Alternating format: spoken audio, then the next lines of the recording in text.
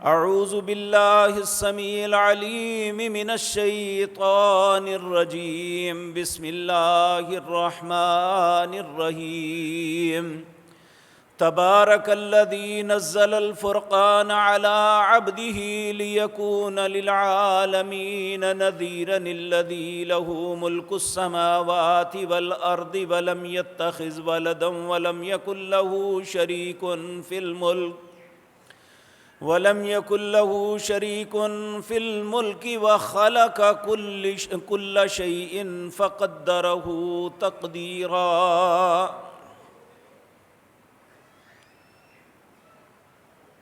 حضرات محترم، ہر مسلمان یہ بات جانتا ہے اللہ مالک نے اس بابرکت مہینہ جو رمضان کا ہے اسے اپنی خاص رحمت اور عنایات سے نوازا ہے۔ یہ وہ پاکیزہ اور مقدس مہینہ ہے جسے نیکیوں کے لیے اور نیکی کرنے والوں کے لیے فصل بہار قرار دیا گیا ہے۔ جس طرح فصل بہار میں کوئی اگر ہلکا پودا بھی ہو، ہلکا بیج بھی ہو تو اس کا نتیجہ بہت اچھا نکلتا ہے، اسی طرح یہ بابرکت مہینہ جو ہے اس میں جو عمل بھی کیا جائے اللہ اس کی بہت اچھی جزا عطا کرتے ہیں۔ حالانکہ اللہ ہر معاف کرنے والے کو ہر وقت کرتے ہیں، لیکن اس بابرکت مہینے میں ہر افطار کے وقت، ہر سحر کے وقت بہت سے خوش نصیب ایسے ہیں جنہیں جہنم سے آزاد کر دیتے ہیں۔ اور یہ ایک حقیقت ہے کہ دنیا کے اندر لوگ کامیابی کے مختلف باتوں کو تصور کرتے ہیں، لیکن اللہ کے نزدیک سب سے بڑی کامیابی یہ ہے فَمَنْ زُحْزِحَ عَنِ النَّارِ وَأُدْخِلَ الْجَنَّةَ فَقَدْ فَازَ، جسے آگ سے بچا لیا گیا اور جنت میں داخل کر دیا گیا، فقد فاز، یقیناً وہ کامیاب ہے۔ اللہ ان لوگوں میں ہمارا نام بھی شامل فرما لے۔ میرے عزیز بھائیو، ہر مسلمان اپنی استطاعت کے مطابق نیکیوں میں بڑھ چڑھ کے حصہ لے رہا ہے۔ اس مہینے میں جہاں رمضان کے روزے ہم پہ فرض ہیں، ہم اللہ کے دیے ہوئے مال میں سے زکوٰۃ خرچ کرتے ہیں، وہاں اس مہینے کی ایک عظیم فضیلت جو ہے اللہ نے قرآن کریم میں اس کا تذکرہ ان الفاظ کے ساتھ کیا۔ اللہ فرماتے ہیں شہر رمضان، یہ رمضان کا مہینہ وہ ہے انزل فیہ القرآن، جس کے اندر میں نے قرآن کو نازل کیا ہے۔ ہدی للناس، یہ قرآن وہ چیز ہے جس میں لوگوں کی رہنمائی کا سارا معاملہ ہے۔ اور جس رات کو نازل کیا گیا اس کے متعلق اللہ رب العزت نے ایک پوری سورت نازل کر کے فرمایا انا انزلناہ فی لیلۃ القدر، ہم نے اسے ایک قدر والی رات میں نازل کیا۔ وما ادراک ما لیلۃ القدر، اے حضرت انسان تمہیں کیا احساس کہ وہ قدر والی رات کیا ہے؟ خیر من الف شہر، اللہ کے نزدیک وہ ایسی ہے 1000 مہینے سے بھی بہتر ہے۔ جو اس رات کی تلاش میں نکلتا ہے، ایک رات اپنے رب کی اطاعت فرما برداری اور اس کی عبادت میں گزارتا ہے، وہ گویا ایسا ہے جیسے اس نے 83 سال سے زیادہ اللہ کی عبادت بغیر کسی گناہ کے کی۔ اللہ ہمیں اس رات کو نصیب کر دے۔ تو اس رات کی قدر و منزلت کیا ہے کہ اس رات اللہ نے قرآن کو نازل کیا۔ اب جس مہینے میں نازل ہوا وہ مہینہ قدر والا، اور جس رات کو نازل ہوا وہ رات قدر والی اللہ نے بنا دی۔ اور جو نازل ہونے والی چیز قرآن ہے وہ کتنی قدر والی ہوگی۔ آج کی مجلس میں یہ باتیں عرض کرنی ہے میں نے آپ کے سامنے کہ قرآن کریم اس کے آنے کا مقصد کیا ہے، اس کی عزت و عظمت کیا ہے، اور اس قرآن کے ہم پہ حق کیا ہے۔ اللہ سے دعا ہے اللہ مجھے صحیح بات کہنے کی توفیق عطا فرمائے۔ میرے عزیز بھائیوں، جب شہر میں چلتے پھرتے بعض اشتہارات پہ میں پڑھتا ہوں کہ فلاں دن جشن نزول قرآن ہے، تو مجھے بڑا تعجب ہوتا ہے کہ قرآن اور اس کا جشن، جبکہ قرآن وہ کتاب ہے جس کے متعلق اللہ رب العزت سورۃ حشر کے اندر فرماتے ہیں لو انزلنا ھذا القرآن علی جبل لرأیتہ خاشعا متصدعا من خشیۃ اللہ، اگر یہ قرآن میں پہاڑوں پہ نازل کر دیتا وہ اللہ کے ڈر کی وجہ سے پھٹ جاتے۔ اور دوسرا مقام سورۃ احزاب کی آخری آیات میں اللہ فرماتے ہیں اِنَّا عَرَضْنَا الْأَمَانَةَ عَلَى السَّمَاوَاتِ وَالْأَرْضِ، ہم نے اس کو آسمان پہ نازل کیا۔ اِنَّا عَرَضْنَا الْأَمَانَةَ عَلَى السَّمَاوَاتِ، ہم نے اس قرآن کو آسمان پہ پیش کیا۔ فَأَبَيْنَ، آسمان جو اتنی عظیم مخلوق ہے، جس کی وسعتوں کا کسی کو علم نہیں ہے، اس نے انکار کر دیا میں نہیں اٹھا سکتا اسے۔ والارض، اللہ نے پھر زمین پہ پیش کیا۔ فابین، زمین نے بھی انکار کر دیا۔ والجبال، پہاڑوں پہ پیش کیا۔ فابین، انہوں نے بھی انکار کر دیا۔ وحملها الانسان، اے انسان تو نے اسے اٹھایا، اور اٹھایا کیوں؟ نازل کیوں کیا گیا؟ جشن منانے کے لیے، ناچنے گانے کے لیے، مولویوں کے پیسے کمانے کے لیے نہیں۔ سورۃ فرقان کی آیت نمبر 1، تبارک الذی نزل الفرقان، ہم نے اس فرقان کو، اس حق اور باطل کو فرق کرنے والی کتاب کو نازل کیا علی عبدہ، اپنے بندے پر، کائنات میں جو سب سے بہترین بندہ، کائنات میں جو سب سے بہترین انسان۔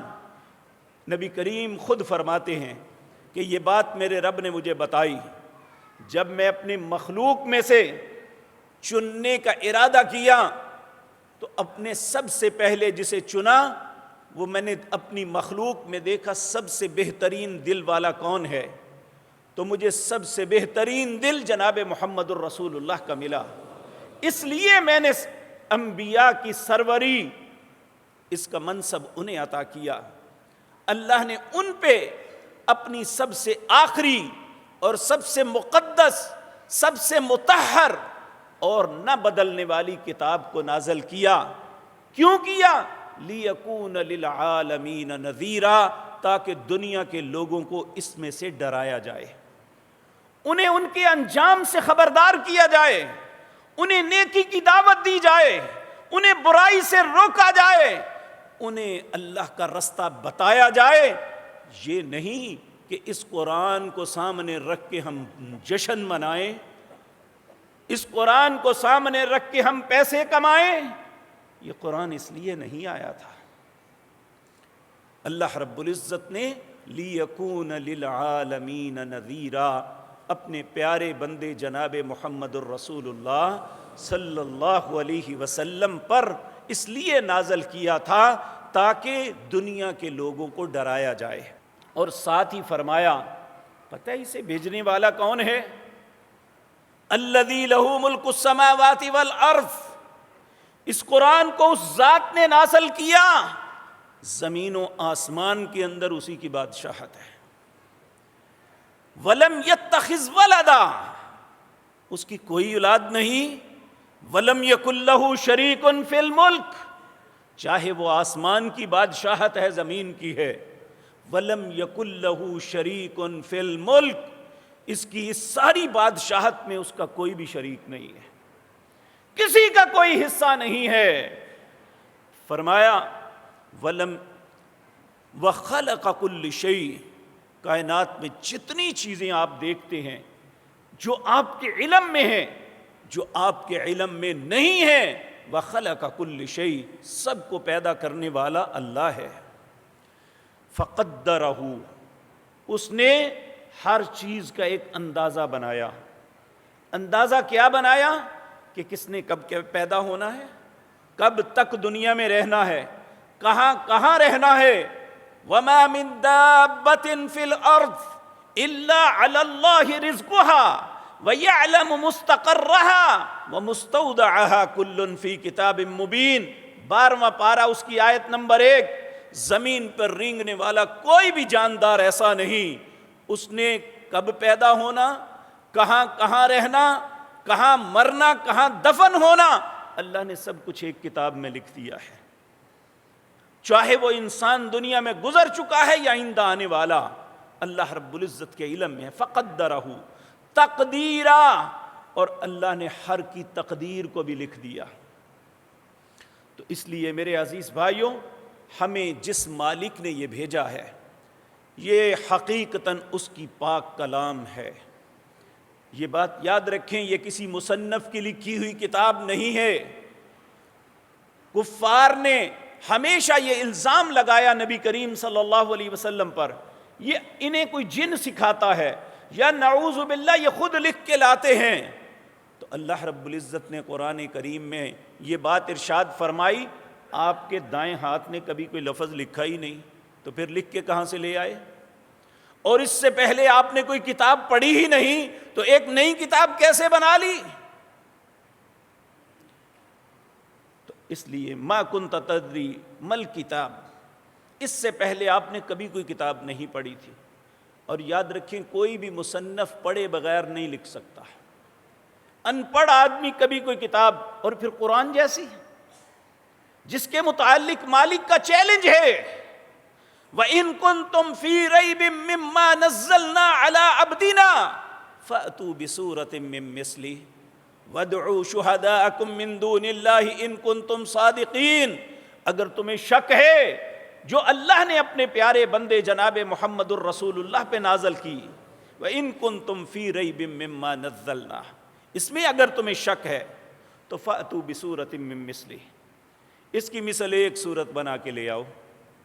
وَادْعُوا شُهَدَاءَكُمْ، جتنے اپنے گواہ بنانا چاہتے ہو، جتنے اپنے معاون لانا چاہتے ہو، سب کو لے آؤ۔ من دون اللہ، اللہ کے علاوہ سب کو لے آؤ۔ ان کنتم صادقین، اگر تم سچے ہو تو اس جیسی، یہ نہیں کہا سورت بقرہ جیسی صورت لاؤ، سورت آل عمران جیسی صورت لاؤ، کہا سورت اثر اور کوثر جیسی لے آؤ۔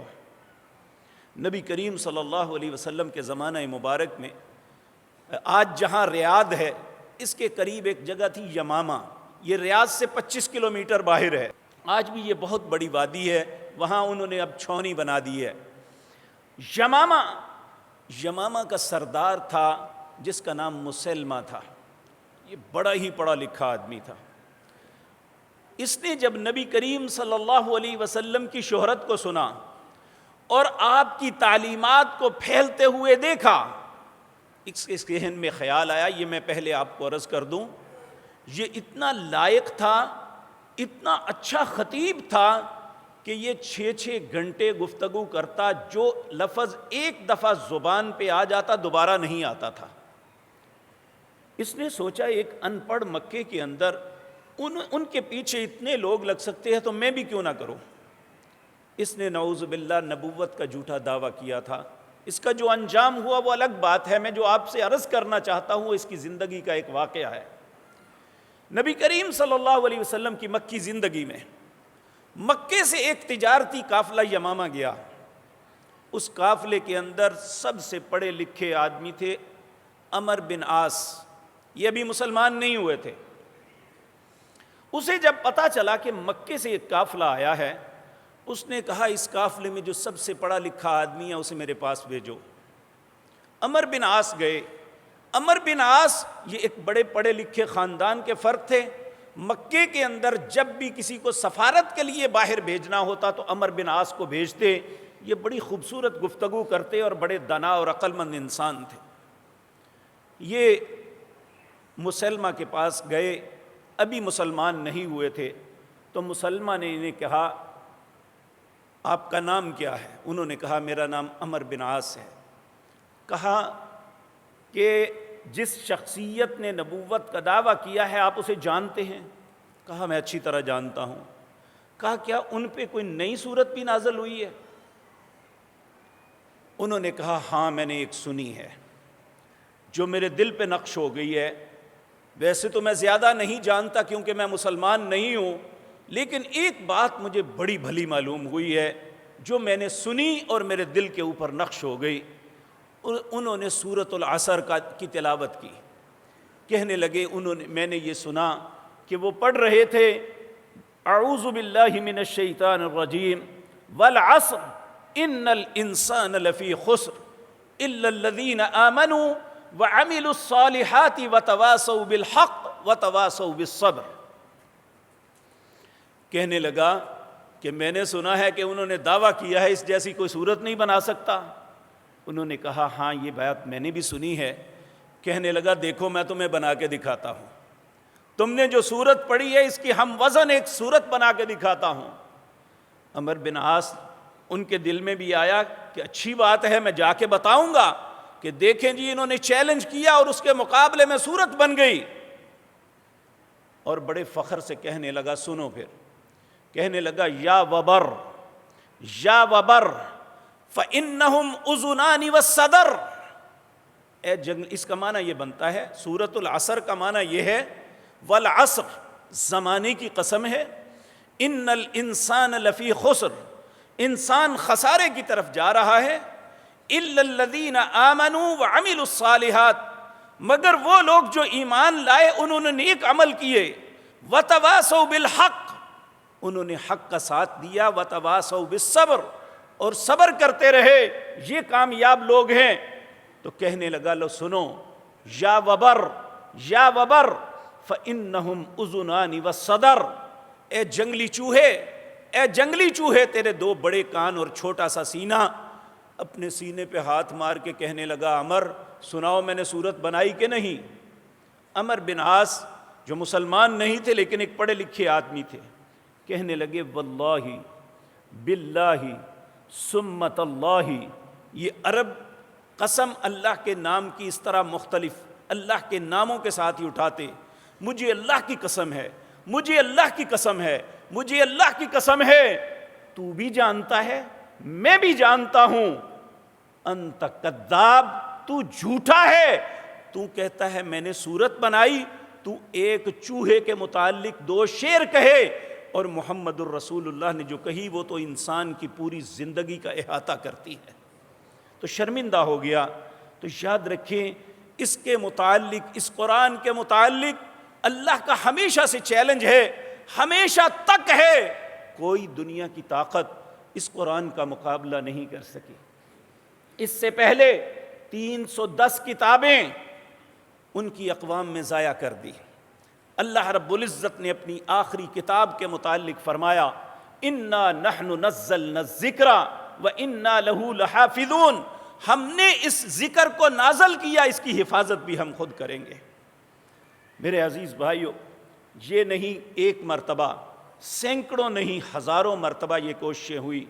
تاریخ میں ہمیں ایک واقعہ ملتا ہے، عباسی خلیفہ مامون الرشید، یہ ہارون رشید کا بیٹا تھا، یہ اپنے دور حکومت کے اندر سالانہ ایک جلسہ کرواتا جس میں ہر مذہب کے علماء کو بلایا جاتا تاکہ وہ اپنے مذہب کے متعلق لوگوں کو بتائے، لوگ جو ہیں وہ پہچانیں کہ حق کیا ہے۔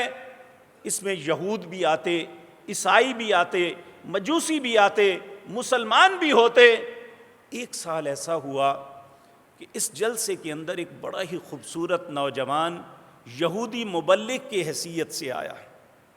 جب اس نے گفتگو کی تو بادشاہ نے اس کی، ہارون رشید نے گفتگو سنی تو اپنے آپ میں بڑبڑانے لگا، کہنے لگا اتنی خوبصورت باتیں کی ہیں، اتنا دانا اور عقل مند آدمی لگتا ہے، لیکن حق سے دور ہے، مجھے سمجھ نہیں آتی کہ اسے ابھی تک حق کا علم نہیں ہوا۔ اللہ کا کرنا وہ جلسہ ختم ہوا، سب لوگ اپنے اپنے گھروں میں چلے گئے۔ 1 سال کے بعد جب دوبارہ جلسہ ہوا تو وہی یہودی عالم دین جو بڑی خوبصورت گفتگو کرتا تھا، اب اگلے سال جب آیا تو مسلمان مبلغ کی حیثیت سے آتا ہے۔ مامون نے اسے پوچھا کہ تو یہودی تھا، تو مسلمان کیسے ہوا؟ تو صرف اپنی بات بتا دے۔ وہ سٹیج پہ آیا، اس نے کہا میں نے مختلف لوگوں کی گفتگو سنی، اس سے پہلے میں مختلف مذاہب کے علماء کو کبھی نہیں سنا تھا، میں صرف اپنے مذہب کے متعلق ہی جانتا تھا۔ جب میں نے مسلمان علماء کی باتیں سنی اور انہوں نے قرآن کی حقانیت کے دلائل یہ دیے، ان میں سب سے بڑی دلیل یہ ہے کہ قرآن ایک غیر تبدیل شدہ کتاب ہے، اس میں کوئی تبدیلی نہیں ہوئی اور نہ ہو سکتی ہے۔ کہتا ہے میں نے ارادہ کیا اور میں گھر جا کے، میں اچھا ایک کاتب تھا، میں نے تورات کو لکھا، اس کی آیات کو بعض کو حذف کر دیا، بعض اپنی طرف سے ڈال دی، اور بعض آیات کو ایک جگہ سے بدل کے دوسری جگہ لکھ دیا۔ یہ لکھ کے میں نے، کہتا ہے، مختلف نسخے بنا کے یہود کے علماء کو بھیجا۔ کہتا ہے جب ان علماء کے پاس گئے تو ہر نے میری تعریف کی، تعریفی خطوط لکھے کہ تو نے تورات کی بہت بڑی خدمت کی ہے، اللہ تجھے اس کے اجر سے نوازے۔ کہنے لگا میں پریشان ہو گیا کہ میں نے تو تورات میں تبدیلیاں کی ہے، میں نے تو بعض جگہ چیزیں کاٹ دی ہیں اور بعض چیزیں اپنے پاس سے ایڈ کر دی ہیں، یہ کہتے ہیں تم نے تورات کی بہت بڑی خدمت کی ہے۔ یقینی بات ہے کہ یہ تورات وہ نہیں جو اللہ نے نازل کی۔ کہنے لگا پھر میں نے انجیل کے ساتھ یہی کیا جو عیسائیوں کی کتاب ہے، کہتا ہے میں اس میں بھی بہت سی تبدیلیاں کر کے عیسائی علماء کو بھیجا اور انہوں نے بھی اسی طرح تعریفی خطوط لکھے۔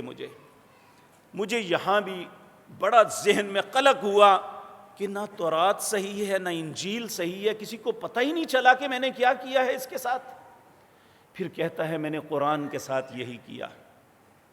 جب میں اسے مسلمان علماء بھیجا تو جتنے نسخے میں نے بھیجے تھے وہاں نشان لگا کے بھیج دیے گئے، یہ فلاں آیت یہاں کی نہیں فلاں سورت کی ہے، یہاں جو الفاظ لکھے ہیں تعملون نہیں یعملون ہے، یہاں جو آپ نے یعقلون لکھا ہے تعقلون ہے۔ انہوں نے ساری نشاندہی کر کے ساری مجھے واپس بھیج دیے کہ تم نے غلط لکھا ہے، یہ قرآن اس طرح نہیں، قرآن کی آیات اس طرح ہے۔ کہنے لگا اس دن مجھے پھر یقین ہو گیا اگر دنیا میں اللہ کی بھیجی ہوئی کتابوں میں کوئی محفوظ ترین کتاب ہے تو وہ قرآن کریم ہے۔ میرے بھائیو اس سے آگے چلتے ہیں، یہ 17ویں صدی کی بات ہے۔ جرمنی کے اندر میونخ یونیورسٹی ہے، اس کے اندر انہوں نے ایک ادارہ قائم کیا کہ چونکہ وہ عیسائی تھے، انہوں نے کہا ہم قدیم ترین اناجیل کو اکٹھا کریں۔ یاد رکھیں انجیل جو ہے آرامی زبان میں اتری تھی، لیکن جو قدیم ترین اناجیل ملی وہ یونانی زبان میں تھی۔ انہوں نے اکٹھی کی، پوری دنیا میں محنت کے بعد 300 کتابیں اکٹھی کر سکے جو یونانی زبان میں قدیم ترین تھی۔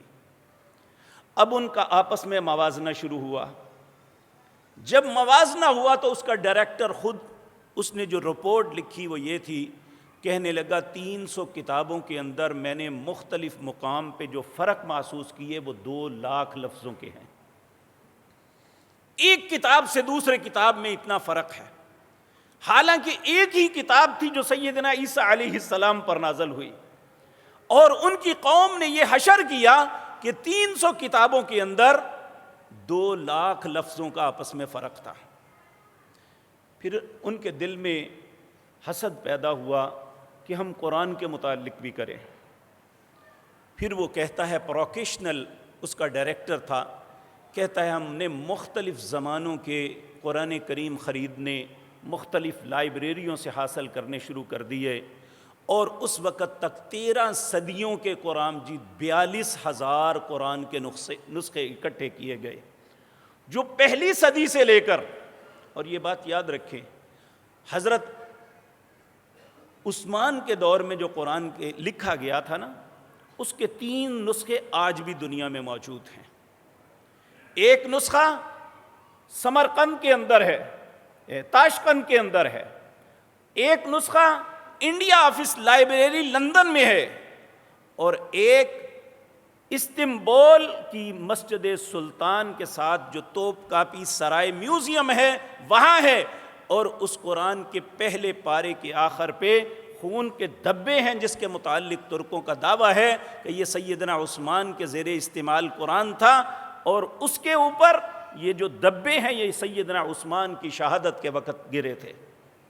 یہ 3 ایسے قرآن ہیں جو سیدنا عثمان نے لکھوائے تھے دنیا کے مختلف، وہاں سے لے کر ان کی کاپیاں بھی لی گئی، اور 13 صدیوں کے 42,000 قرآن کے نسخے اکٹھے کیے گئے۔ اور جب اس نے رپورٹ لکھی تو یہ لکھا، اللہ کی قسم 42,000 قرآن کے نسخوں کا آپس میں کانٹیسٹ، مقابلہ، موازنہ کیا گیا، مجھے ایک بھی ایسی آیت نہیں ملی جو ایک قرآن میں موجود ہو اور دوسرے قرآن میں موجود نہ ہو۔ یہ وہ عظیم کتاب ہے جس کے متعلق اللہ نے قرآن کریم کی سورہ نمبر 2 کی آیت نمبر 2 کے اندر پہلے ہی فرما دیا، الف لام میم ذالک الکتاب لا ریب فیہ، یہ کتاب ایسی ہے جس میں کوئی شک نہیں، اور یہ وہی کتاب ہے جس کے متعلق اللہ رب العزت نے یہ بات فرمائی، لا یأتیہ الباطل من بین یدیہ ولا من خلفہ تنزیل من حکیم حمید۔ یہ وہ کلام پاک ہے، یہ وہ مقدس کتاب ہے، قرآن وہ چیز ہے، اللہ کی وہ کلام ہے، نہ اس کے آگے سے باطل داخل ہو سکتا ہے، نہ پیچھے سے داخل ہو سکتا ہے۔ اب انسان اگر راہ ہدایت کا متمنی ہے تو اللہ فرماتے ہیں ان ھذا القرآن یہدی للتی ہی اقوم۔ قوموں کی اگر بہترین رہنمائی کوئی چیز کر سکتی ہے تو وہ قرآن کریم ہے۔ میرے عزیز بھائیو، میں ایک طالب علم کی حیثیت سے پورے دعوے کے ساتھ یہ بات کہتا ہوں، کسی اولاد کا باپ یا ماں ایسی تربیت نہیں کر سکتی جتنی قرآن اپنے پڑھنے والے لوگوں کی تربیت کرتی ہے، لیکن اس کے لیے اللہ نے ایک شرط لگائی ہے، ھدی للمتقین۔ یہ ہدایت اسے دیتی ہے جس کے دل میں خوف خدا ہے۔ اگر محراب و منبر پہ بیٹھا ہوا عالم دین اس کا دل خوف خدا سے خالی ہے تو وہ ہدایت نہیں پا سکتا۔ اور یہ بھی بات ذہن میں رکھے، اس قرآن کے متعلق ہی اللہ سورۃ بقرہ میں فرماتے ہیں یضل بہ کثیرا ویہدی بہ کثیرا۔ بہت سے لوگ اس قرآن کو پڑھ کے ہدایت پا جاتے ہیں اور بہت سے لوگ گمراہ ہو جاتے ہیں۔ پھر کہا پتہ ہے گمراہ کون ہوتے ہیں؟ وما یضل بہ الا الفاسقین۔ جو گناہوں کی زندگی نہیں چھوڑتے یہ کتاب اسے ہدایت نہیں دیتی۔ تو میرے عزیز بھائیوں، یہ وہ پاکیزہ اور مقدس کتاب ہے جس کے متعلق اللہ نے قرآن کریم میں بہت سی باتیں ارشاد فرمائی۔ میں اپنی پوری زندگی بھی لگا رہوں، میری زندگی بہت تھوڑی ہے، قرآن کی صفات بہت زیادہ ہے۔ اللہ رب العزت فرماتے ہیں ان الذین یتلون کتاب اللہ، جو لوگ اس قرآن کو پڑھتے ہیں اللہ ان کی تعریف کر رہا ہے۔ ان الذین یتلون کتاب اللہ، جو اللہ کی اس کتاب کو پڑھتے ہیں، وَأَقَامُوا الصَّلَاةَ، اور نماز کو قائم کرتے ہیں، وَأَنفَقُوا مِمَّا رَزَقْنَاهُمْ، اور جو اللہ نے انہیں رزق دیا اس میں سے خرچ کرتے ہیں، سرًا وعلانیہ، ظاہراً بھی اور چھپ کے بھی۔ کہا یرجون تجارت لن تبور، وہ سمجھتے ہیں ہم نے ایسی تجارت کی ہے جس میں گھاٹا نہیں ہے۔ قرآن کی تلاوت کرنے والا، نماز کو ادا کرنے والا، اللہ کے راستے میں خرچ کرنے والا، یرجون، اس بات کی امید رکھتا ہے، تجارتاً لن تبور، میں نے ایک ایسا سودا کیا ہے جس سودے میں گھاٹا نہیں ہے۔ دیکھیے ہم کاروبار کرتے ہیں، ایک پروڈکٹ بناتے ہیں یا اپنی دکان پہ خرید کے لاتے ہیں، ہمیں نہیں علم ہوتا یہ پاس ہو جائے گی کہ نہیں، لوگ اسے پسند کریں گے یا نہیں، یہ ٹال میں چلی جائے گی یا بک جائے گی، اس سے نفع ہوگا یا نقصان ہوگا، نہیں پتا ہمیں۔ لیکن یہ تجارت ایسی ہے جس شخص کی زندگی میں 3 کام آ جائیں۔ پہلا کام، الذین یتلون کتاب اللہ، جو اللہ کی کتاب کی تلاوت کرتا ہے۔ نمبر 2، وَأَقَامُوا الصَّلَاةَ، نماز پڑھتا ہے۔ نمبر 3، وَأَنفَقُوا مِمَّا رَزَقْنَاهُمْ، جو ہم نے انہیں رزق دیا ہے اس میں سے خرچ کرتے ہیں، ظاہراً بھی اور چھپ کے بھی۔ یرجون تجارۃ لن تبور، یہ تجارت ایسی ہے جس کا گھاٹا کوئی نہیں۔ اللہ فرماتے ہیں لیوفیہم اجورہم ویزیدہم من فضلی، میں ان چیزوں کا بدلہ بھی دوں گا اور دنیا میں رزق بھی اور عطا کروں گا۔ تو اس لیے ہمارا مفاد اس میں ہے کہ ہم قرآن سے منہ نہ موڑیں، ہم اپنے دن کا آغاز قرآن کی تلاوت سے کریں۔ آپ اپنے بزرگوں سے پوچھ کے دیکھ لیں، پارٹیشن سے پہلے کا زمانہ اور اس وقت کیفیت کیا ہوتی؟ کسی محلے میں کوئی داخل ہوتا، اگر وہاں بجن بج رہے ہوتے تو کہتے یہ ہندوؤں کا محلہ ہے، اگر گرنتھ کا پاٹ کی آواز آ رہی ہوتی تو یہ سکھوں کا محلہ ہے۔ تو اگر کسی مسلمان محلے میں کوئی داخل ہوتا تو وہاں قرآن کی تلاوت کی آواز آتی تھی۔ اور یقین جانیے کہ اب سے 20-30 سال پیچھے بھی چلے جائیں تو جب فجر کی نماز پڑھ کے لوگ باہر آتی تھے تو ہر گھر کے باری سے اگر کوئی آواز نکلتی تھی تو قرآن کی نکلتی تھی۔ آج تو ہم سے فجر کی نماز بھی نہیں پڑھی جاتی۔ وہ تجارت کر گئے، وہ کامیاب ہو گئے، ان کی زندگی میں آسانیاں تھی۔ آج ہمارے پاس فراوانی ہونے کے باوجود ہماری زندگی تنگ ہے ہم پہ۔ اس کا سبب یہ ہے میرے بھائیو، کئی دفعہ ہم یہاں ایک شارٹ کورس پروگرام کرتے ہیں، اس میں بعض گریجویٹ بچے قل ہو اللہ کے علاوہ کوئی صورت نہیں آتی، جبکہ اللہ ایک ایماندار سے، ایک مسلمان سے تقاضا کرتے ہیں۔ سب سے پہلا تقاضا یہ ہے کہ ان الذین یتلون کتاب اللہ، وہ لوگ جو اللہ کی کتاب کی تلاوت کرتے ہیں۔ اور میرے بھائیوں، رمضان سے پہلے ہم سوچ لیں کہ ہم نے سال میں کتنے دن تھی یہ کتاب کھول کے دیکھی تھی، کتنا پڑھا تھا۔ تو اللہ رب العزت فرماتے ہیں یہ قرآن وہ ہے کہ قُلْ لَئِنِ اجْتَمَعَتِ الْإِنسُ وَالْجِنُّ عَلَىٰ أَن يَأْتُوا بِمِثْلِ هَٰذَا الْقُرْآنِ لَا يَأْتُونَ بِمِثْلِهِ، اگر جن اور انسان سارے مل جائیں اور اس بات کی کوشش کریں کہ ہم اس جیسا قرآن لے آئیں تو وہ نہیں لا سکتے۔ تو اللہ رب العزت جو ہے یہ وہ کتاب ہے جو دلوں کو بدلتی ہے۔ میرے عزیز بھائیوں، ہم اسے سنتے ہیں لیکن ہمیں پتہ نہیں ہوتا یہ کیا رہی ہے۔ ایک بہت بڑے یہود کے عالم دین تھے جن کا بعد میں مسلمان ہوئے، ان کا نام علامہ محمد اسد تھا۔ جب پاکستان بنا تو ہماری وزارت خارجہ کے اندر وہ للہ فی اللہ خدمات دینے کے لیے پہنچے تھے۔ ان کے متعلق آتا ہے ان کے مسلمان ہونے کا واقعہ۔ کہتے ہیں کہ جب میں یہودی عالم دین تھا تو لوگوں کو اضطراب کی حالت میں صبح ایک طرف بھاگتے، شام کو واپس آتے دیکھتا تو میں پوچھتا کہ یہ کیوں مضطرب ہیں لوگ، کیا ہوئی ہے انہیں؟ تو کہتے ہیں میں یہود کے علماء کے پاس گیا، ان سے پوچھا لیکن مطمئن نہ ہو سکا۔ میں نے عیسائی علماء سے بھی پوچھا، مطمئن نہ ہو سکا۔ لیکن ہمارے ذہنوں میں تصور تھا کہ مسلمان ایک جاہل قوم ہے، انہیں پتہ ہی نہیں علم کیا ہوتا ہے۔ کہتا ہے ایک مرتبہ، اس وقت ابھی فلسطین نہیں، اسرائیل نہیں بنا تھا، یہ 1948 سے پہلے کی بات ہے۔ کہتے ہیں میں ایک دن مصر میں سفر کر رہا تھا ٹرین کے اوپر، میرے سامنے ایک شخص بیٹھ کے کسی کتاب کا مطالعہ کر رہا تھا۔ وہ پڑھتے پڑھتے سو گیا، وہ کتاب اس کے سینے پہ تھی، میں بھی فارغ تھا، میرا سفر لمبا تھا۔ کہنے لگا میں نے اس کے سینے سے وہ کتاب اٹھائی اور اسے پڑھنا شروع کر دیا، چونکہ میں عربی جانتا تھا۔ کہتا ہے میں اس کی ورق گردانی پڑھتا گیا، جیسے جیسے میں پڑھتا مجھے عجیب سا ہوا کہ جیسے مجھے دنیا وما فیہا کا ہوش ہی نہیں۔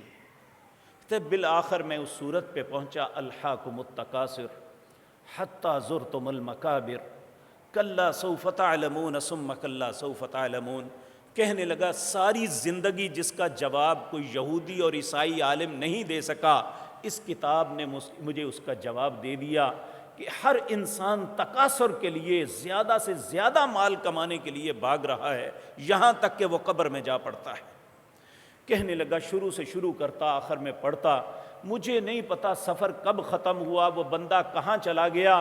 بالآخر جب وہ ٹرین رکی اور وہاں ملازم صفائی کے لیے آئے، مجھے کہنے لگے بھائی آخری اسٹیشن آ چکا ہے، آپ اتریں۔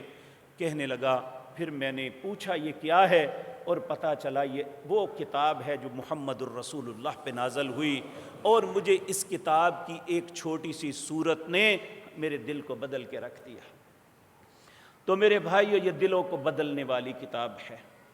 اگر ہم اسے پڑھیں، اگر ہم صرف یقین جانیے ہم نے صرف اسے تبرک سمجھا ہے، اسے پیچھا نہیں ہونا چاہیے، اسے اوپر رکھ کے بیٹھو، اسے ایسے کرو، حقیقتاً یہ پڑھنے کے لیے، سمجھنے کے لیے، عمل کرنے کے لیے اتری تھی۔ اللہ کے پاک پیغمبر صلی اللہ علیہ وسلم نے ایک بڑی خوبصورت بات کی، آپ نے فرمایا ابشرو ابشرو، لوگو خوش ہو جاؤ، خوش ہو جاؤ۔ کس بات پہ؟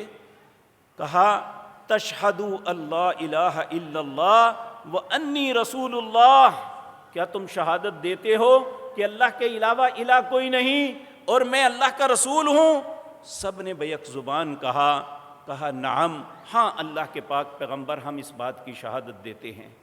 قالا، پھر نبی کریم فرمانے لگے فإن ھذا القرآن، یہ جو قرآن ہے نا تمہارے پاس، کہا سبب طرفہ بید اللہ، یہ ایک رسی ہے جس کا ایک سرا اللہ کے ہاتھ میں ہے، وطرفہ بایدیکم، اور ایک حصہ اگر تم اسے مضبوطی سے پکڑ لیتے ہو تو ایک سرا اس کا اللہ کے ہاتھ میں ہے، دوسرا تمہارے ہاتھ میں آ جائے گا۔ اس لیے فرمایا فتمسکوا بہ، اسے مضبوطی سے پکڑ لو، یہ وہ رسی ہے جو تمہارا اپنے رب کے ساتھ تعلق قائم کرتی ہے۔ پھر فرمایا اگر تم اسے مضبوطی سے پکڑ لو گے میں تمہیں اس بات کی گارنٹی دیتا ہوں فإنکم لن تضلوا، تم کبھی گمراہ نہیں ہوگے، اور ولن تہلکوا بعدہ ابدا، جب تک اس قرآن کے ساتھ تمسک رکھو گے تم کبھی ہلاکت میں نہیں پڑو گے، ہمیشہ اللہ تمہاری خیر اور تمہارے لیے اچھائی کے رستے کھولے گا، تمہیں آسانی عطا فرمائے گا۔ میرے بھائیو یہ قرآن وہ کتاب ہے، سیدنا عثمان بن عفان رضی اللہ تعالی عنہ، خلیفہ ثالث، داماد رسول، ذی النورین، ان سے یہ حدیث مروی ہے۔ سیدنا عثمان نے کہا، نبی کریم نے فرمایا خیرکم، لوگو تم میں سے سب سے بہترین انسان وہ ہے من تعلم القرآن وعلمہ، جو قرآن پڑھتا ہے یا قرآن کو پڑھاتا ہے۔ اگر ہم اپنے رب کی نظر میں، اپنے رسول کی نظر میں بہتر بننا چاہتے ہیں تو ہم زندگی میں دو کاموں میں ایک ضرور کریں۔ ضروری نہیں کہ ہم کسی مسجد میں ہی جا کے قرآن پڑھائیں، بحیثیت والد اپنی اولاد کو پڑھائیں، بحیثیت دادا اپنے پوتوں پوتیوں کو پڑھائیں، اللہ کی نظروں میں تم بہترین ہوگے۔ پھر کسی مولوی کو سپارے پڑھا کے آ کے ضرورت نہیں پڑے گی، آپ کی پڑھائے ہوئے جہاں بھی قرآن پڑھیں گے اللہ آپ کو اس کا اجر دیتا رہے گا۔ تو اللہ رب العزت ہمیں بھی توفیق عطا فرمائے۔ میرے بھائیوں، قرآن کی عظمت کے متعلق ایک حدیث آپ کے سامنے عرض کرتا ہوں۔ حضرت عمر رضی اللہ تعالیٰ عنہ ایک دفعہ جب خلیفۃ المسلمین تھے، آپ جا رہے تھے، مکے کے گورنر نافع بن عبد الحارث اصفہان کے مقام پہ کہا کہ میں سیدنا عمر کو ملتا ہوں، جا کے ان سے کوئی گائیڈنس لیتا ہوں اور انہیں اپنی کارکردگی بتاتا ہوں، کیونکہ یہ مکے کے گورنر تھے۔ جب اصفہان کے مقام پہ پہنچے تو سیدنا عمر سے ملاقات ہوئی۔ سیدنا عمر نے پہلا سوال کیا، اپنے پیچھے دنیا کی سب سے بہترین بستی ام القریٰ مکے کا قائم مقام گورنر کس کو بنا کے آئے ہو؟ مکہ کس کے ذمہ لگا کے آئے ہو؟ کہنے لگے ابن ابزہ۔ کہا ابن ابزہ کون ہے؟ کہا ہمارے غلاموں میں سے ایک غلام کا بیٹا ہے۔ حضرت عمر کو غصہ چڑھ گیا، اتنی عظیم جگہ اور ایک غلام کے ذمہ کر آئے ہو؟ کہنے لگے امیر المومنین غصہ نہ کریں، میری بات پہلے سن لیں، اللہ کی قسم پورے مکے کے اندر قرآن کا اس سے بڑا عالم کوئی نہیں، علم الفرائض کو اس سے زیادہ کوئی نہیں جانتا۔ حضرت عمر زارو قطار رونے لگے، کہنے لگے میں نے رسول اللہ صلی اللہ علیہ وسلم سے ایک بات سنی تھی کہ آپ نے فرمایا ان اللہ یرفع بہذا الکتاب اقواما ویضع بہ آخرین۔ آج تم قریش کے سردار، قریش کے خاندان کے بڑے بڑے لوگ، ان سے اللہ نے ایک غلام کو اتنی عزت دی ہے، تو رسول اللہ نے فرمایا تھا اللہ اس قرآن کی وجہ سے بہت سے لوگوں کو عزتوں سے نوازیں گے اور بہت سے لوگ رسوا ہو جائیں گے۔ آپ دیکھیں یقیناً آپ سب مجھ سے بہتر ہیں، آپ جہاں بھی ہوتے ہیں ہر اعتبار سے آپ بہتر ہیں، لیکن اس مصلی پہ کون کھڑا ہوگا؟ جس کو اللہ کا قرآن زیادہ آتا ہے، جس کو قرآن کا علم ہے، اس کے پاس پھٹے ہوئے کپڑے ہیں، اس کے پاس کھانے کے لیے ہے یا نہیں ہے، لیکن اللہ نے امامت کا حق اسے دیا ہے جس کے پاس قرآن کا علم زیادہ ہے۔ تو یہ ہم بھی ہو سکتے ہیں، ہم بھی یہ بن سکتے ہیں، اللہ ہمیں توفیق عطا فرمائے۔ حضرت عمر رضی اللہ تعالی عنہ، آپ نے اپنی اسمبلی مجلس مشاورت کے اندر صرف ان لوگوں کو رکھا تھا جو قرآن کا علم زیادہ جانتے تھے۔ آپ دیکھیں پیچھے مصر میں ایک حکومت آئی تھی اور اس وقت کیفیت یہ تھی کہ 300 سے زیادہ حافظ قرآن ممبر آئے تھے، اور پوری ملت کفر کو مصیبت پڑ گئی تھی کہ جس طرح ممکن ہے اس حکومت کو ختم کیا جائے، کیونکہ اگر یہ حافظ قرآن کو پڑھے ہوئے، قرآن کو سمجھنے والے لوگ پارلیمنٹ کے ممبر بن گئے تو ہمارے لیے وہ زوال کا دن شروع ہوگا۔ اور آپ دیکھ لیں کہ ہماری پارلیمنٹ میں کے اندر جو بڑے بڑے لوگ ہیں، بڑے بڑے نام ہیں، بریسٹر ہیں، بدنصیب اتنے ہیں کہ ان میں سے بعض کو قل ہو اللہ نہیں آتے ہیں۔ 6 سال پہلے بھی قل ہو اللہ نہیں پڑھ سکے، آج بھی ان کی زبان پہ یہ نہیں چڑھتی۔ کیوں؟ کہ انہوں نے کبھی قرآن کے احترام کیا ہی نہیں ہے۔ جب ایسے لوگ ہوں گے تو ملکوں کی حالت یہی ہوگی۔ تو اللہ رب العزت ہم سب کو صاحب قرآن بنا دے۔ نبی کریم صلی اللہ علیہ وسلم نے فرمایا اہل القرآن هو اہل اللہ، جو اہل قرآن ہیں وہی تو اللہ والے ہیں، وہی تو اللہ کے ولی ہیں۔ ہم نے ننگوں کو، گندوں کو، غلیظوں کو، جنہوں نے کبھی نماز نہیں پڑھی، جن سے بدبو آتی ہے، انہیں اولیاء اللہ کہتے ہیں۔ حقیقتاً اولیاء اللہ وہ ہیں جو قرآن کی تلاوت کرتے ہیں، جو نماز کو ادا کرتے ہیں، جو اللہ کی فرما برداری کرتے ہیں، اللہ کی حرام کردہ چیزوں سے بچتے ہیں، وہ اولیاء اللہ ہیں۔ وہ کسی فیکٹری کا مالک ہے تب، وہ کسی دکان کا مالک ہے تب، وہ ایک مزدور ہے تب، یہ کوئی ضروری نہیں وہ مسجد کا امام، قاری یا خطیب ہے تو وہی ولی اللہ ہے، دوسرے نہیں۔ ممکن ہے آپ میں سے بہت سے لوگ اس سے بہتر ہوں، جو اپنی زندگی اللہ کے حکم کے مطابق گزارتے ہیں، جن کی صبح شام تلاوت میں گزرتی ہے، آنا اللیل و اطراف النہار، رات بھی تلاوت، دن بھی تلاوت، جب دیکھتے ہیں قرآن کی تلاوت، نمازوں کی تاکید، حقیقتاً یہ اولیاء اللہ ہے۔ اللہ ہمیں بھی ان میں شامل فرما لے۔ تو میرے عزیز بھائیوں، اب ہم جو اتنی پیاری کتاب ہے جو اللہ نے ہمیں عطا کی ہے، اس کا ہم پہ حق کیا ہے؟ تو میرے عزیز بھائیو، اللہ فرماتے ہیں، یہ سورت نساء ہے، اللہ فرماتے ہیں یا ایھا الذین آمنوا، یہ مخاطب میں اور آپ ہیں، کیونکہ ہم سب ایمان کا دعویٰ کرتے ہیں۔ یا ایھا الذین آمنوا، آمنو، صحیح ایماندار بن جاؤ، 3 چیزوں پہ غیر متزلزل، غیر مشروط کمٹمنٹ کر لو۔ سب سے پہلی باللہ، اللہ کے ساتھ، کہ جو میرا رب چاہے گا ویسے۔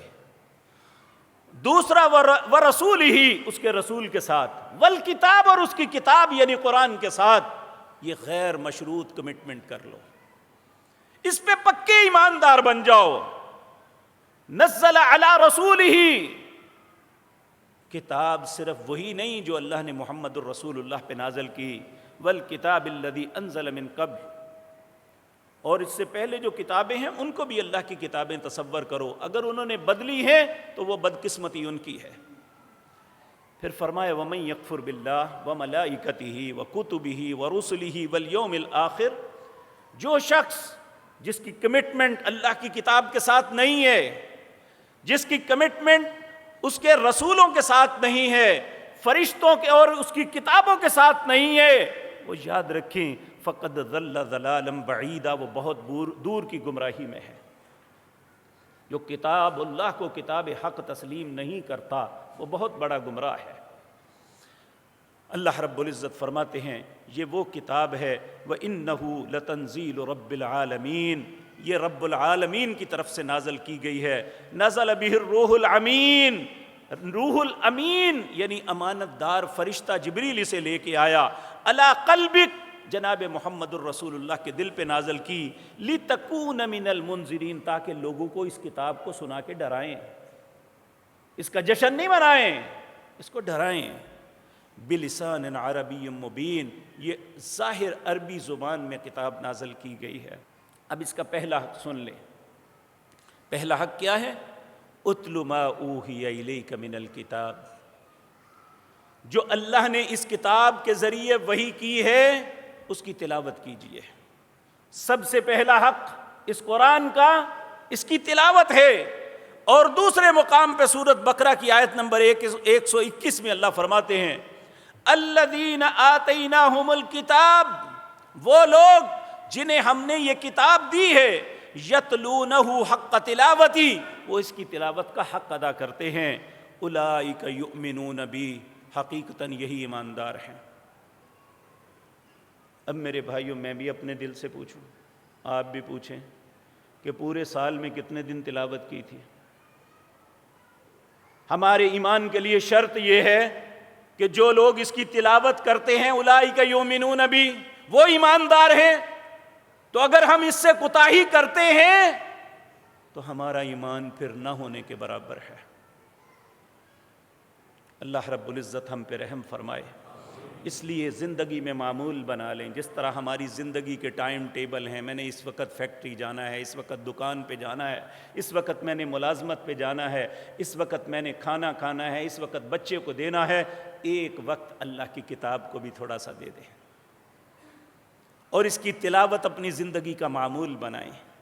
اس رمضان المبارک میں یقین جانیے آج ایک نیا شوشہ نکل آیا ہے، دکان پہ کھولتے ہیں، فیکٹری کھولتے ہیں تو ریکارڈنگ لگا دیتے ہیں، اللہ کی تلاوت ہو رہی ہے، گاڑی پہ جاتے ہیں تو وہ تلاوت لگا دیتا ہے، اس کے بعد گانے شروع ہو جاتے ہیں۔ شرم نہیں آتی؟ کیا کر رہے ہیں ہم؟ کس طرف جا رہے ہیں؟ قرآن جن باتوں سے منع کرتا ہے اسی وقت وہ شروع کر دیتے ہیں، کہاں سے برکت آئے گی؟ حقیقتاً اسے خود پڑھنا لازم ہے۔ ان الذین آتیناہم الکتاب یتلون حق تلاوتی اولئک یؤمنون بہ ومن یکفر بہ، جو شخص اس بات کا انکار کرتا ہے نا جی مجھے نہیں ضرورت، میں نہیں پڑھتا، فاولئک ھم الخاسرون، اللہ فرماتے ہیں وہ خسارے میں چلے جائیں گے۔ ہمارے معاشرے میں ایک بہت بڑی بیماری ہے، کوئی اگر قرآن پڑھ رہا ہے تو اس کی زبان سے غلط لفظ نکل جائے، کہتے ہیں نہ پڑھو گناہ گار ہو جاؤ گے۔ واللہ باللہ ثم تاللہ، قرآن پڑھنے والا گناہ گار نہیں ہوتا۔ نبی کریم نے فرمایا جو شخص قرآن پڑھتا ہے اس کی زبان پہ لفظ نہیں چڑھتا، پھر بھی وہ کوشش کرتا ہے، اگر ایک آدمی کو اجر ایک گنا ملتا ہے تو اس محنت کرنے والے کو باوجود اس کی زبان پہ لفظ نہیں چڑھتا پھر بھی پڑھتا ہے، اللہ اسے دگنا اجر عطا فرمائیں گے۔ ہم کہتے ہیں گناہ گار ہو جاؤ گے، واللہ باللہ ثم تاللہ، قرآن کھولنے والا گناہ گار نہیں ہو سکتا۔ اس لیے اس قرآن کو کھولیں، یتلونہ حق تلاوتہ، اس کی تلاوت کریں، اور تلاوت کرنے کا اجر پتہ کیا ملے گا؟ نبی کریم صلی اللہ علیہ وسلم نے فرمایا من قرأ حرفا من کتاب اللہ فلہ بہ حسنۃ، جو قرآن کا ایک حرف پڑھے گا اسے نیکیاں ملیں گی، 10 نیکیاں۔ اور پھر فرمایا الف لام میم، یہ ایک حرف نہیں بلکہ یہ 3 حرف ہیں، الف ایک حرف، لام ایک حرف، میم ایک حرف۔ اور نبی کریم صلی اللہ علیہ وسلم نے فرمایا جس نے ایک دن میں 11 آیتیں بھی قرآن کی نہیں پڑھی، اللہ اسے غافلوں میں لکھ دے گا۔ اور 2 آخری صورتیں قل اعوذ برب الفلق اور قل اعوذ برب الناس، یہ 11 آیتیں بن جاتی ہیں۔ اگر صرف اتنا بھی پڑھ لیں نا تو اللہ غافلوں سے نکال دے گا۔ تو اس لیے میرے پیارے بھائیو، نبی کریم صلی اللہ علیہ وسلم نے فرمایا یہ انسان کی چھاتی، سینہ جو ہے یہ خوبصورت گھر کی طرح ہے، اگر اس کے اندر قرآن کا کچھ حصہ ہے تو اس سینے کے اندر رہنے والا بھی کوئی ہے، اگر نہیں تو یہ بھوت بنگلہ ہے، یہ کچھ بھی نہیں۔ یہ خوبصورت تو بہت ہے لیکن اس میں رہنے والا کوئی نہیں۔ اپنے سینے کو قرآن سے مزین کریں، قرآن کا کچھ حصہ ضرور یاد کریں۔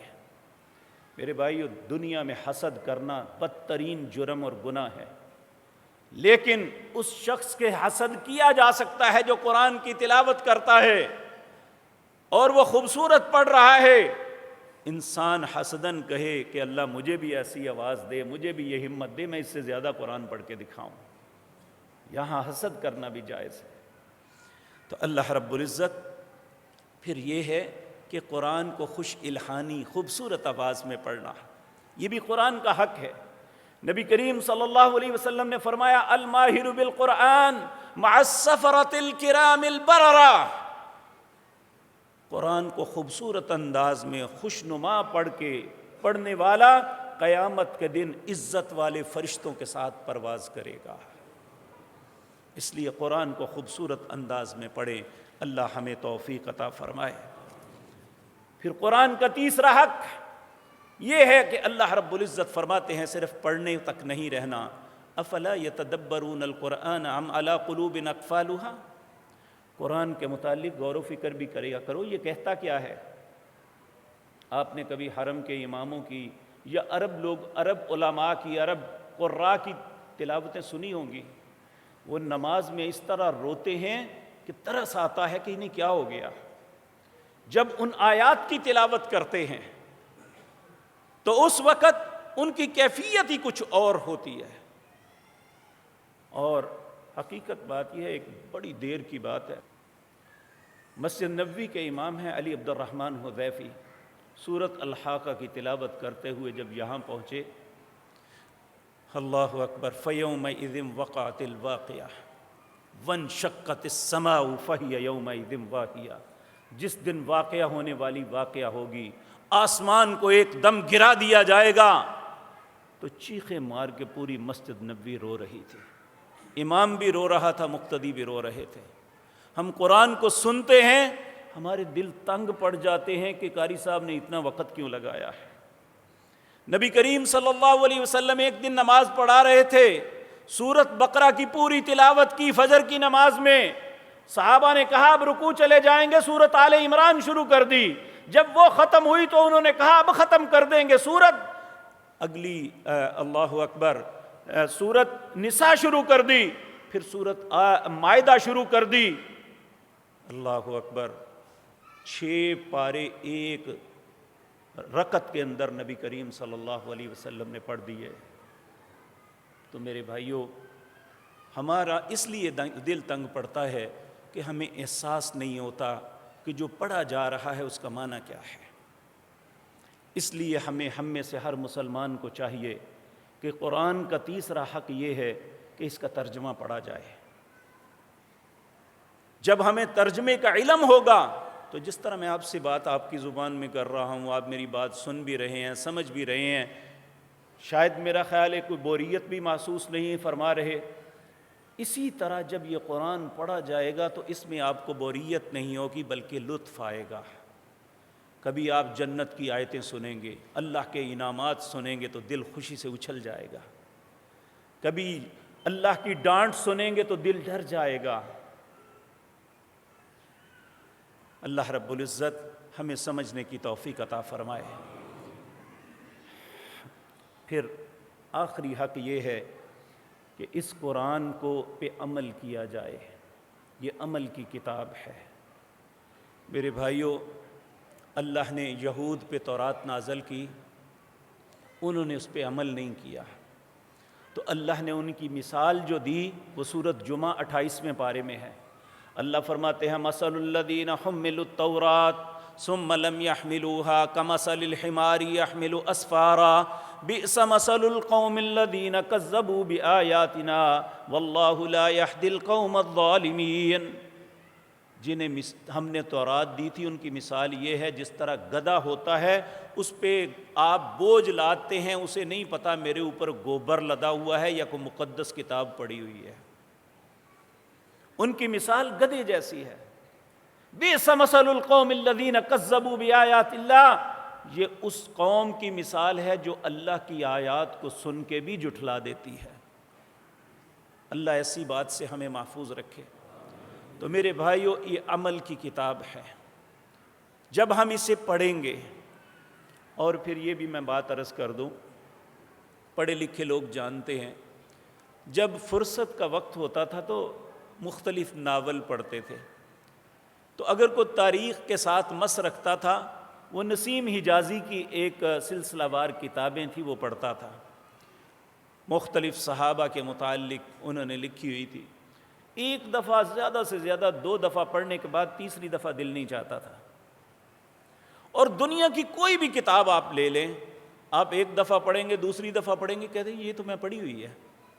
لیکن قرآن ایک ایسی کتاب ہے، آپ 1,00,000 مرتبہ بھی زندگی میں پڑھ لیں گے، اس کا لطف اور زیادہ دوبالا ہو جائے گا، اور زیادہ مزہ آئے گا، اور زیادہ انسان کے اندر رقت پیدا ہوگی۔ اللہ رب العزت نے مومنوں کی صفت بیان کی سورۃ انفال کے اندر، انما المؤمنون الذین اذا ذکر اللہ وجلت قلوبہم وَإِذَا تُلِيَتْ عَلَيْهِمْ آیَاتُهُ زَادَتْهُمْ ایمانا۔ جب ان کے سامنے تلاوت کی جاتی ہے، جب وہ تلاوت کرتے ہیں تو ان کا ایمان اور بڑھ جاتا ہے۔ تو میرے بھائیو، یہ ایمان ہی ایسی چیز ہے جو اللہ کو محبوب ہے۔ تو اللہ رب العزت ہم سب کو اس کی تلاوت، اس کو سمجھنے، اس پہ عمل کی توفیق عطا فرمائے۔ تو آج کی مجلس میں میرے اور آپ کے لیے سبق ہے کہ اللہ نے مختلف انبیاء پر 315 کتابیں نازل کی، سب کی سب نابود ہو گئی، کوئی بھی کتاب اپنی اصلی حالت میں موجود نہیں سوائے ایک کتاب کے جس کا نام قرآن ہے۔ اس کے متعلق اللہ مالک نے یہ فرمایا تھا، انا نحن نزلنا الذکر وانا لہ لحافظون، ہم نے اس قرآن کو نازل کیا، اس کی حفاظت بھی ہم خود کریں گے۔ اور 1444 جا رہا ہے، اللہ آج تک اس کی حفاظت کی ہے، اس کے ایک نقطے میں بھی فرق نہیں ہے، ایک لفظ، ایک زبر زیر کے اندر بھی فرق نہیں ہے۔ الحمدللہ، جب یہ صحیح اور محفوظ حالت میں جس طرح اللہ نے اپنے حبیب کریم جناب محمد الرسول اللہ پہ نازل کی تھی، جن کلمات کے ساتھ وہ کلمات آج ہمارے ہاتھوں میں موجود ہیں، اور ہم وہ اللہ کی اس نعمت کی قدر کرنی چاہیے۔ آج جو کچھ میں نے عرض کیا ہے، جو کچھ آپ نے سماعت فرمایا ہے، یہ ہمارے لیے تبھی فائدہ مند ہے جب کہنے والا اور سننے والا آج تہیہ کر کے اٹھے کہ میں انشاءاللہ اپنی زندگی میں قرآن کی تلاوت کو اپنا حصہ بناؤں گا۔ جس طرح اپنے معاملات کو کرتا ہوں، میں دن کا کچھ حصہ ضرور نکالوں گا، یا بے شک آپ کچھ حصہ زبانی یاد کرتے چلتے پھرتے پڑھ لیں، کم از کم غافل کی حیثیت سے اللہ کی بارگاہ میں پیش نہ ہوں۔ کچھ نہ کچھ قرآن ہمیں دن میں ضرور پڑھنا چاہیے۔ اللہ رب العزت ہمیں اس کی توفیق عطا فرمائے۔ اللہ ہمیں بھی صاحب قرآن بنایا ہے، عامل قرآن بھی بنا دے۔ اقول قولی ھذا واستغفر